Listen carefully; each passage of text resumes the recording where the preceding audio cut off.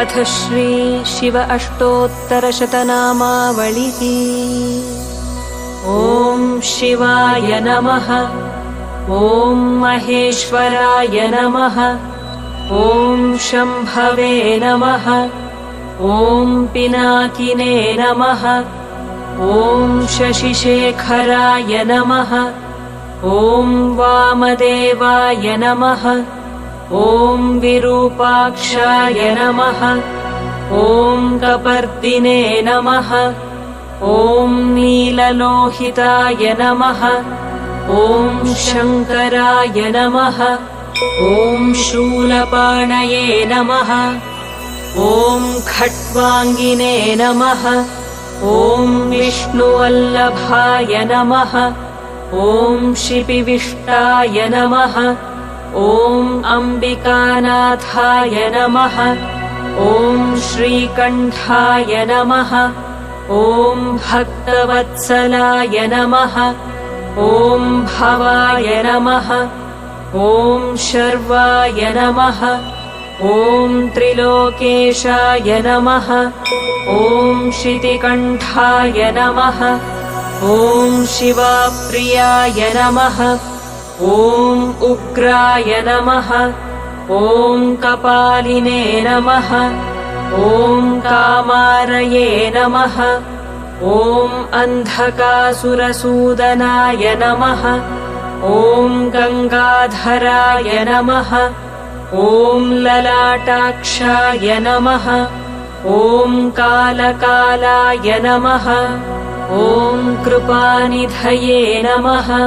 ॐ भीमाय नमः। ॐ परशुहस्ताय नमः। ॐ मृगपाणये नमः। ॐ जटाधराय नमः। ॐ कैलासवासिने नमः। ॐ कवचिने नमः। ॐ कठोराय नमः। ॐ त्रिपुरान्तकाय नमः। ॐ वृषाङ्काय नमः। ॐ वृषभारूढाय नमः। ॐ भस्मोद्धूलितविग्रहाय नमः। ॐ सामप्रियाय नमः। ॐ स्वरमयाय नमः। ॐ त्रयीमूर्तये नमः। ॐ अनीश्वराय नमः। ॐ सर्वज्ञाय नमः। ॐ परमात्मने नमः। ॐ सोमसूर्याग्निलोचनाय नमः। ॐ हविषे नमः। ॐ यज्ञमयाय नमः। ॐ सोमाय नमः। ॐ पञ्चवक्त्राय नमः। ॐ सदाशिवाय नमः। ॐ विश्वेश्वराय नमः। ॐ वीरभद्राय नमः। ॐ गणनाथाय नमः। ॐ प्रजापतये नमः। ॐ हिरण्यरेतसे नमः। ॐ दुर्धर्षाय नमः। ॐ गिरीशाय नमः। ॐ गिरिशाय नमः। ॐ अनघाय नमः। ॐ भुजङ्गभूषणाय नमः। ॐ भर्गाय नमः। ॐ गिरिधन्वने नमः। ॐ गिरिप्रियाय नमः।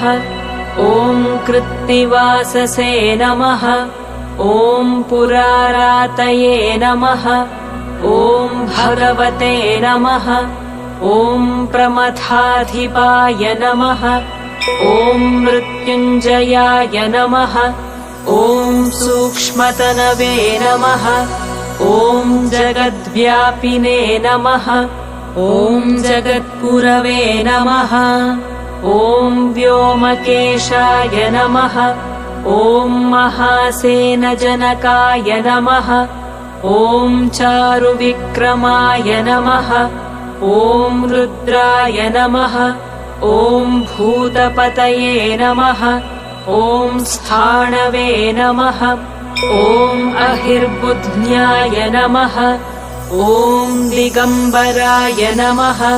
ॐ अष्टमूर्तये नमः। ॐ अनेकात्मने नमः। ॐ सात्विकाय नमः। ॐ शुद्धविग्रहाय नमः। ॐ शाश्वताय नमः। ॐ खण्डपरशवे नमः। ॐ अजाय नमः। ॐ पाशविमोचकाय नमः। ॐ मृडाय नमः। ॐ पशुपतये नमः। ॐ देवाय नमः।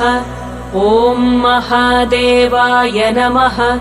ॐ अव्ययाय नमः। ॐ हरये नमः। ॐ पूषदन्तभिरे नमः। ॐ अव्यग्राय नमः। ॐ दक्षाध्वरहराय नमः। ॐ हराय नमः। ॐ भगनेत्रभिरे नमः। ॐ अव्यक्ताय नमः। ॐ सहस्राक्षाय नमः। ॐ सहस्रपदे नमः। ॐ अपवर्गप्रदाय नमः। ॐ अनन्ताय नमः। ॐ तारकाय नमः। ॐ परमेश्वराय नमः। इति श्री शिव अष्टोत्तरशतनामावलिः।